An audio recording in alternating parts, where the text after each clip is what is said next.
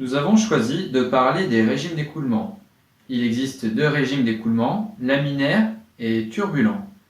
Un écoulement, c'est un mouvement des liquides qui suivent leur pente, qui ne sont plus contenus. L'écoulement, de type laminaire, est un mouvement d'un fluide dont la vitesse réelle est suffisamment faible pour que le phénomène de turbulence soit négligeable. Quand l'écoulement d'un liquide est le siège de multiples tourbillons, on dit que cet écoulement est turbulent. Les écoulements turbulents se repèrent particulièrement au voyage d'obstacles, comme les piliers d'un pont par exemple. La différence entre les deux situations est schématisée sur la figure ci-contre. En haut, l'écoulement laminaire, en bas, l'écoulement turbulent. Ce qui fait la différence, c'est que dans un écoulement turbulent, les petites perturbations donnent naissance à des tourbillons. Au contraire, dans un écoulement laminaire, les perturbations se résorbent rapidement et l'écoulement reprend alors son cours.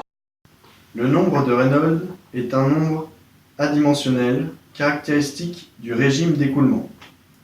On le retrouve avec la formule suivante: ρ fois V fois D sur nu, ou bien V fois D sur mu.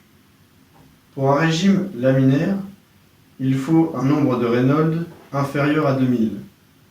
Pour un régime turbulent, il faut un nombre de Reynolds supérieur à 4000.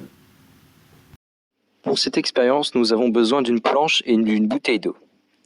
Donc tout d'abord, nous avons fait écouler de l'eau doucement sur une planche. On remarque que le fluide suit une trajectoire linéaire bien définie. C'est un écoulement laminaire. Par la suite, nous avons versé l'eau plus rapidement sur cette planche. On remarque que le fluide part dans tous les sens. C'est un écoulement turbulent.